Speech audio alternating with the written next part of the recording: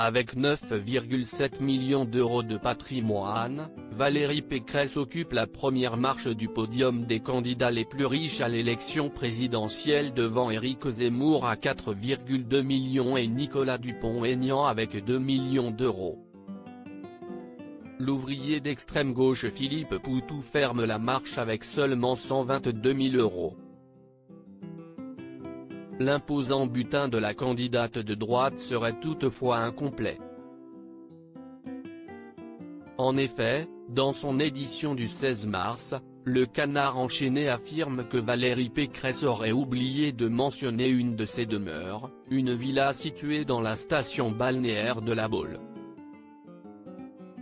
Si dans sa déclaration faite à la Haute Autorité pour la transparence de la vie publique, ATVP, elle a bien déclaré une maison dans les Yvelines, une autre en Corrèze ainsi que des terres agricoles dans le même département et une maison en Loire-Atlantique, elle n'a pas fait mention de sa quatrième demeure à La Baule. Il s'agit de la villa Orphée, mitoyenne de celle qu'elle avait achetée avec son mari Jérôme, PDG de General Electric Renewable Energy, en 2003, une bâtisse en front de mer de style 1930 acquise 1 million d'euros cash et estimée 2 millions d'euros aujourd'hui. La fameuse villa Orphée a été achetée par Valérie Pécresse en 2014 pour 1,9 million d'euros, avec un prêt bancaire d'1 million. La maison est divisée en 3 appartements et 5 studios.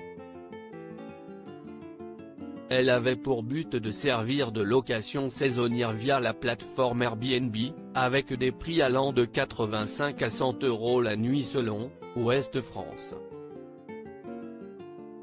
Mais, quand Presse Océan en a fait sa une en décembre dernier, la candidate de droite, récemment aspergée de poudre après un discours, et son époux ont décidé de retirer le bien du marché locatif, dévoile de son côté Actu.fr.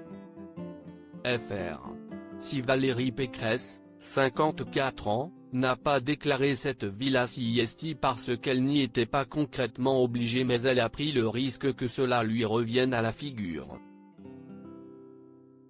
En effet, elle a acheté cette maison via une SARL familiale dite Saint-Damien, avec ses 3 enfants Baptiste, 25 ans, Clément, 24 ans, et Émilie, 19 ans, même si ces derniers n'étaient pas tout majeurs à l'époque. Ils ont droit à une part de 200 000 euros chacun dans la SARL, soit, au total, à 45% du capital, précise le Canard. Un joli héritage assuré avant l'heure pour ces enfants qui, comme le préconise leur maman, pourront passer une retraite confortable lorsqu'ils auront dépassé les 65 ans et quitteront la vie professionnelle.